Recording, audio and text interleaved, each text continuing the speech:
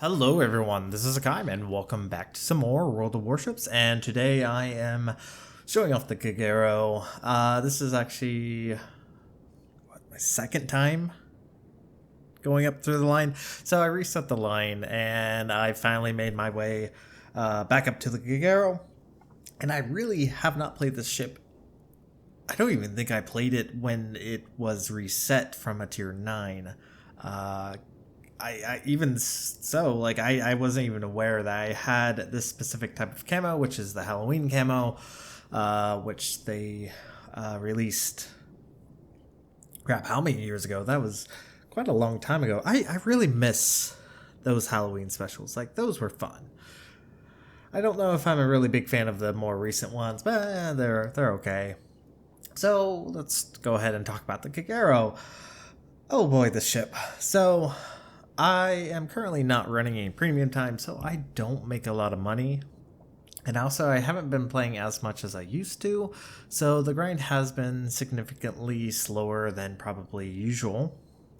But I finally got all the modules put onto it, which is really beneficial because that's what's gonna save your butt more than anything else. This ship. Okay, so the Kagero has a beautiful detect of 5.4 kilometers, which is amazing. Like, the stealthiest destroyer in the game. The only downside, well, anyway, so detect's really nice. A range is 2.5, which is, it's okay. I mean, it's small. Your A gun range does go out that way, but I mean, Japanese destroyers, especially the line that is primarily focused on torpedoes, and this is what this ship is predominantly for, AA is not particularly great. So we have Akatsuki showing off, and the torpedoes, once fully upgraded, they can get it around 70 to 73 knots. I did go for the captain skills that increases the acceleration of torpedoes, and I finally upgraded the torpedoes. So they're actually the faster variety, so they actually hit hard and they are fast, and they just take a little bit longer to reload. So I mean, that's just the minor downside of the ship. Well, let's actually talk a couple things about her torpedoes. So first off, her torpedoes, as slamming into the Akatsuki, and poor Akatsuki, that's gotta suck. So sat either broadside or at an angle 8 torpedoes and died. So that is actually our first kill of the game, which is always super nice. Taking out a destroyer that early in the game means I have main control over this side. Should also point out this matchmaking was kind of a little weird. We actually managed to get 4 destroyers and they managed to get 3, so they have an additional cruiser, which is not particularly great for our teams, but at least we took out that enemy destroyer.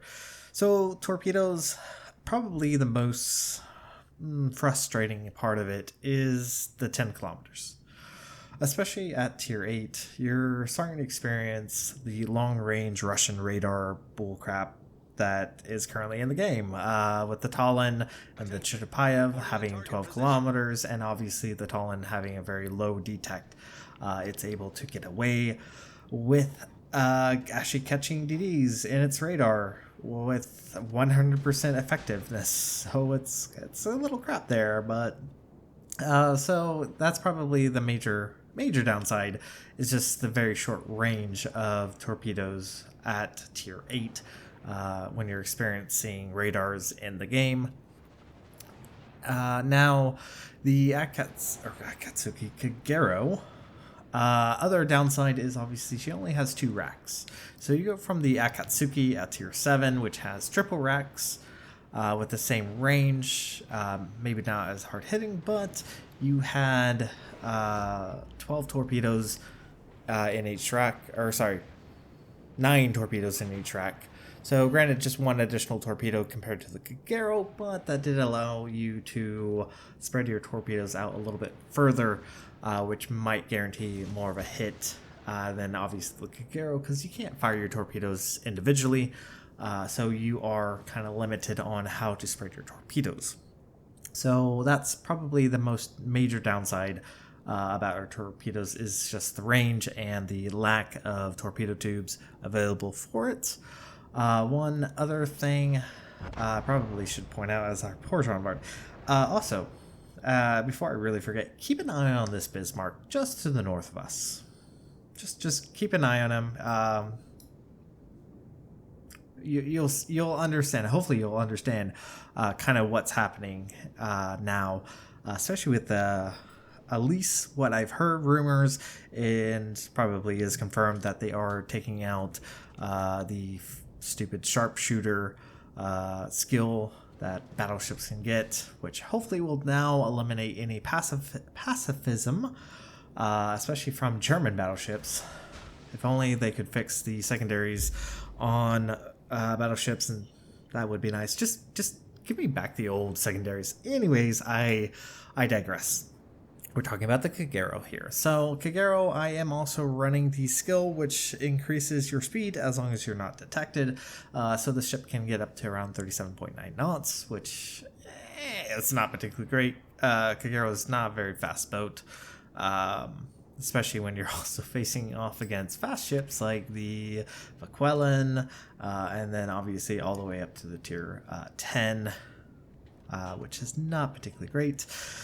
So she's not particularly fast, which is not very fun. Obviously taking that skill also decreases the reload rate, and I will have to say Japanese guns are fantastic.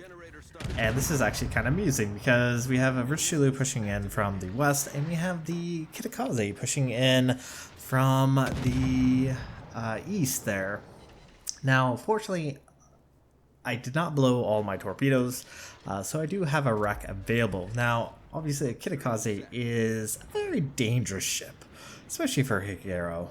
Granted, the Kagero guns hit hard, but they fire so slowly that there's just no chance to actually take out a full health Kitakaze, unless you have torpedoes.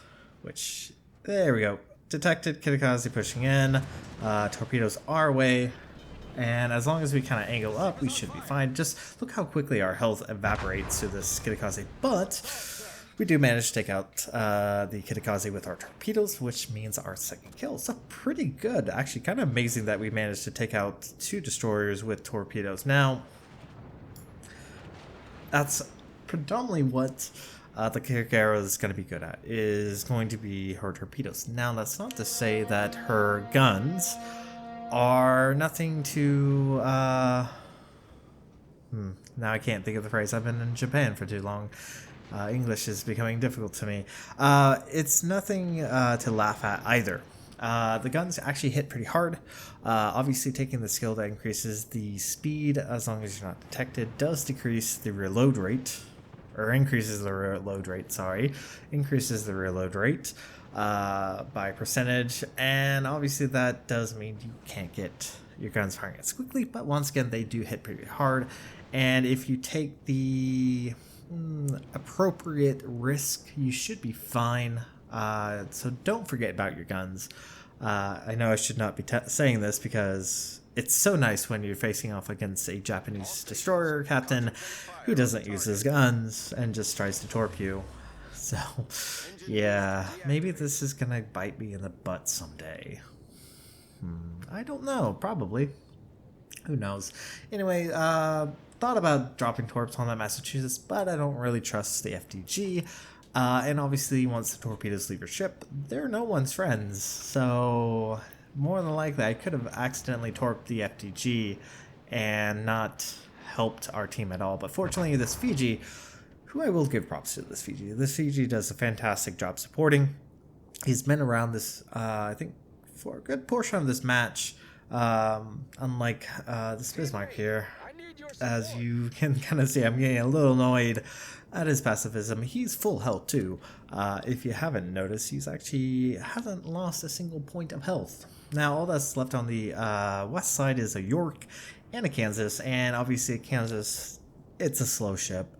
It does have good torpedo protection, but if you do manage to land, say, I don't know, 5-6 Kagero torpedoes on a Kansas, even with its great torpedo protection, isn't going to help it squat. So drop my load full load on that spot, hoping that he will just try to get around, because that's the issue with Kansas. Like, if you really try to maneuver, you're just not going to go anywhere. So a lot of Kansas captains, a lot of Minnesotas and Vermonts, they're going to try to sell in a straight line because they're not that quick. It just takes them forever to get anywhere. So fortunately for us, this Kansas player decides to sell in a straight line, which is absolutely fine with me. There we go. Devastating strike on the Kansas. And we are providing spotting for the Fiji, which is really fantastic. And he is doing a really great job against this York. Almost has him dead. Our team is very much in control of this map, at least. The enemy team has managed to take down the east side. So that's good. Iowa's gone down. All left is Ganize now. So overall, not a bad battle. Now, coming back to the Kagero, the Kagero does have the option to get a torpedo reload booster in exchange for the smokescreen. Honestly, yes, torpedo reload booster is going to be fantastic. It's going to deal a significant amount more damage because you have the option to dump twice as much as torpedoes in the water at a time. But the major issue is, for the most part, you're going to be experiencing CV battles. And obviously, if you're a reload booster Kagero, you're pretty much screwed. As soon as CV finds you, he can just harass you. Your only option is try to stay close to other ships, but then again, that doesn't always help. It's still gonna get through, it's still gonna land hits, it's still gonna spot you. So that's why I personally prefer the smokescreen over the reload booster any day. Because there's just, I don't know. That's just my thoughts in regards of that. You can do as you will. Play to your style. Like I said, I'm not saying that the reload booster will not be very beneficial. Not saying that you will have fantastic games or not have fantastic games. My personal choice is I prefer having the smokescreen because I think it's a far supportive and survivable consumable to take over the obviously damage hungry power of the reload booster. So that's my personal opinion. Now, as far as the Kagero, oh boy, this ship. Okay, not a bad ship. Good detect, good torpedoes. But if your team collapses, you're going to struggle a little bit more. You don't have the gunpowder to take on many destroyers unless they are very low in health. Your only real major option is obviously torpedoes. So anyway, we're getting close to the end of this battle. Our FTG is going to go down to these torpedoes, which is really unfortunate because I was hoping he was going to distract this Ganize now. But unfortunately, that was not the case. So obviously, let's get those torpedoes off.